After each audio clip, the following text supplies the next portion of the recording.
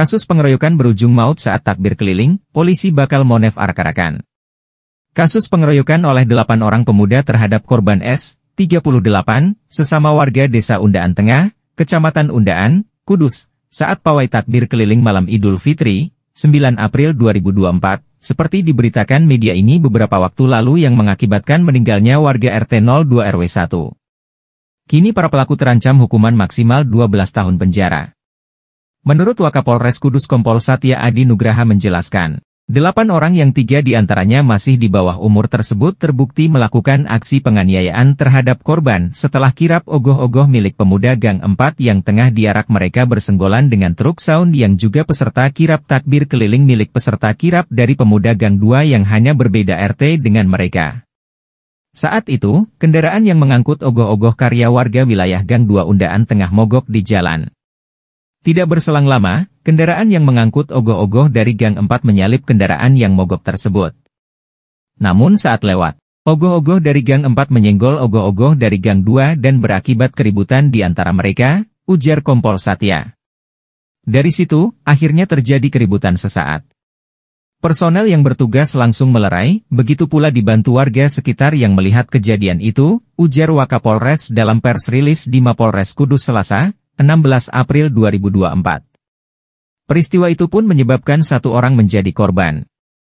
Usai bertikai, S yang saat itu merupakan korban, dikatakan Kompol Satya tidak merasa sakit apapun. S juga sempat pulang ke rumahnya terlebih dahulu karena merasa tidak enak badan. Sebab tidak kunjung membaik, S dibawa ke puskesmas untuk mendapatkan perawatan dokter. Karena kondisi semakin memburuk bahkan kejang-kejang, S dilarikan ke rumah sakit umum daerah di Kudus. Di rumah sakit, korban dinyatakan meninggal dunia. Rentang waktunya sekitar 4 jam dari pengeroyokan hingga korban dinyatakan meninggal, ujar Kompol Satya. Dari hasil visum, diketahui bahwa korban memiliki luka lebam di tubuhnya. Ditambah pembekakan di bagian otak bagian belakang yang menyebabkan meninggal dunia. Luka korban saat dilakukan visum memang ada beberapa luka. Kemudian kita melaksanakan autopsi memang ada luka menyebabkan pembengkakan di otak di bagian belakang. Beberapa pelaku mengakui memukul dan mengeroyok, dan jatuh masih dipukul, ujarnya. Setelah adanya peristiwa tersebut, anggota Satreskrim Polres Kudus langsung melakukan olah tempat kejadian perkara. Di lokasi, pihak kepolisian juga memeriksa sejumlah saksi hingga ditetapkan 8 orang pelaku atas kasus tersebut.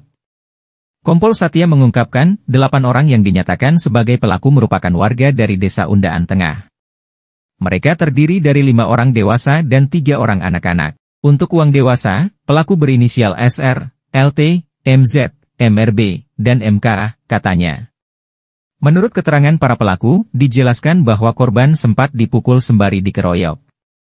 Saat korban jatuh, para pelaku juga memukul korban. Dugaan sementara, korban meninggal akibat benturan benda tumpul. Namun untuk jenis benda apa yang digunakan pelaku pada korban, pihak kepolisian masih menyelidiki lebih lanjut.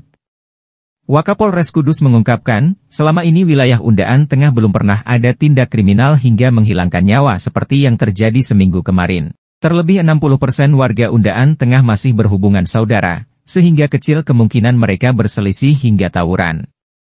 Untuk motif lainnya kami masih melakukan penyelidikan, untuk dugaan adanya pengaruh minuman keras atau musuhan, semuanya masih kami dalami. Atas aksi yang dilakukan, para pelaku terancam hukuman maksimal 12 tahun penjara sesuai pasal 170 KUHP tentang pengeroyokan, katanya. Atas peristiwa ini pun, pihak kepolisian akan semakin memperketat pengawasan serta kerjasama dengan semua pihak terkait agar peristiwa tersebut tidak terulang kembali. Pihaknya berharap, masyarakat Kudus lebih bijak dalam menjaga emosionalnya. Tradisi tetap dijalankan tidak apa-apa, tapi tidak berlebihan dan tidak menimbulkan ego di masing-masing wilayah atau kecemburuan bahkan sampai konflik, tegasnya. Dengan kejadian ini, untuk malam takbiran berikutnya, pihaknya mengatakan akan melakukan monitor dan evaluasi, MONEV, terkait arak-arakan takbir keliling yang berlebihan. Kami akan mengumpulkan dan membicarakan hal ini dengan para ulama, MUI dan tokoh masyarakat bahwa dalam melakukan takbir keliling di Kudus nantinya tidak perlu lagi menggunakan sound horeg atau battle sound demi menjaga keamanan dan ketertiban masyarakat sekitar, tandasnya. isknews.com